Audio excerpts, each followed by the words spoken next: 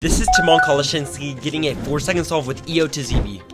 Wait a minute, what the heck is EO to ZB anyways? EO to ZB is the ability to take a bad OLO case and turn it into a ZBLO, which solves the rest of the cube when you get a cross on top. Today, I'm going to show you everything you need to know about EO to ZB, helping you improve your times and changing how you solve forever. Let's go. To use EO to ZB, you have to, of course, use ZBLO. I know, 495 algs. You're not going to use it. But actually, it's not 495 algs.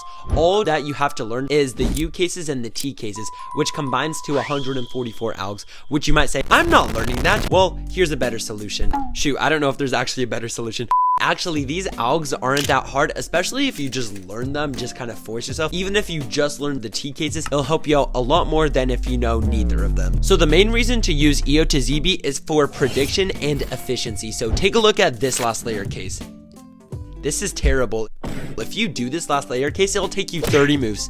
30 moves, that's like half your solve. You do not want to use that. So if you use EO to ZB, it will be, wait one sec, let me check.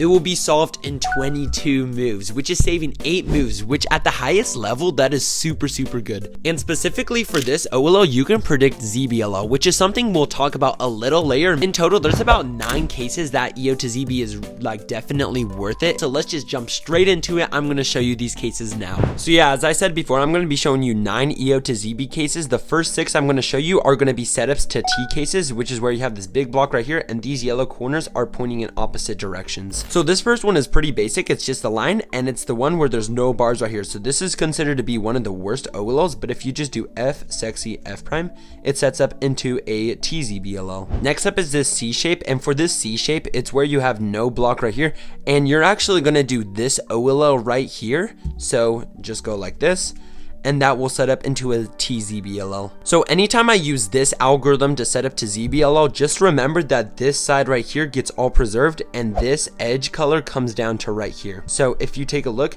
you have this block right here, and this red is gonna come down to right here. So you can actually predict your ZBLO straight from OLO. Just like that. And you see, you got block and you got red. Next up is this OLO case, and you're going to use this OLO to set up into it, which just looks like this. And then you get ZBLO. The same actually works for this OLO right here, where this block gets preserved and this orange comes down to right here. Next up is this OLO, which is the mirror of the last case, and you're actually going to do the same thing where you do this OLO right here to set up to ZBLO. If you want, you can actually do the lefty case right here to make it prediction easier. You take the red and it moves down to right here.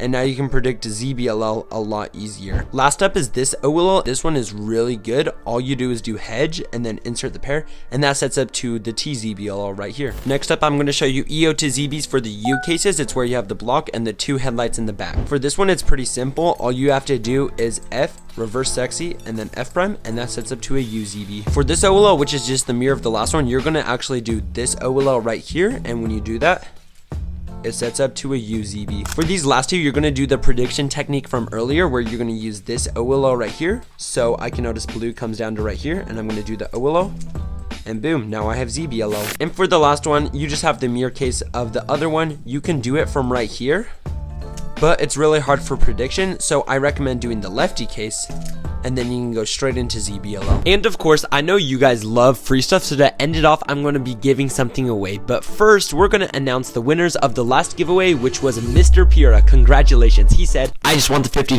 Hashtag relatable. Yeah, $50 is pretty awesome. But instead, you get a coaching session. Make sure to leave a comment. I'll reach back out to you. And before I tell you what I'm giving away, I just want to say we are coming up on the 1-year anniversary of me working with the Cubicle, being sponsored by them, and it's super duper awesome. What the heck? I'm not even wearing a Cubicle shirt. Let me fix that. Hold on one sec. All right, watch this transition.